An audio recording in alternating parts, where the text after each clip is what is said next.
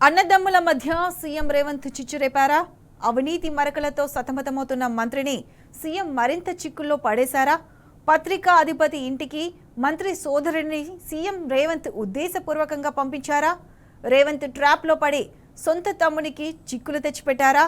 రేవంత్ మాయలో పడ్డ అన్నకు తమ్ముడు క్లాస్ తీసుకున్నారా? అన్నదమ్ముల మధ్య వివాదానికి కారణమేంటి?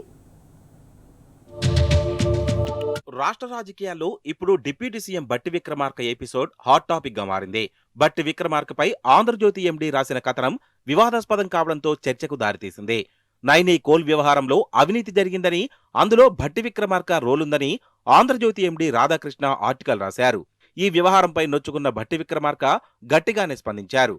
నైనీ బొగ్గు బ్లాక్ లో ఎలాంటి కుంభకోణం జరగలేదని వివరణ ఇచ్చే ప్రయత్నం చేశారు. ఆంధ్రజ్యోతి ఎండీ రాధాకృష్ణపై తీవ్రస్థాయిలో విరుచుకుపడ్డారు.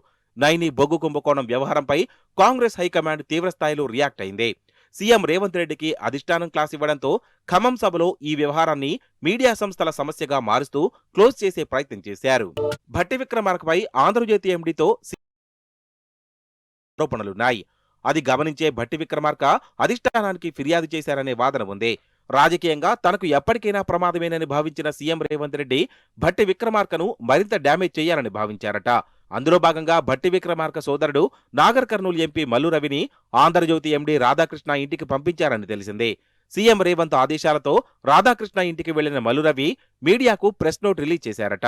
విషయం తెలుసుకున్న భట్టి విక్రమార్క సోదరుడు మల్లు రవిపై తీవ్రస్థాయిలో ఆగ్రహం వ్యక్తం చేశారట. ఇప్పటికే రాజకీయ అవినీతి బురదలో చిక్కుకున్న తనను మరింత చిక్కుల్లో పడేశావని రవిపై ఆగ్రహం వ్యక్తం చేశారట భట్టి విక్రమార్క. ఇంతకు ఎవరి సలహాలతో తనను ఇబ్బందులు పాలు చేస్తున్నావని నిలదీశారట భట్టి విక్రమార్క.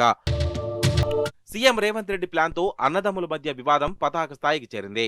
రేవంత్ పెట్టిన అన్నదమ్ముల మధ్య చిచ్చు చినికి గాలివానలా మారింది. ఆ గ్యాప్ ఎప్పుడు తగ్గనుందో చూడాలి.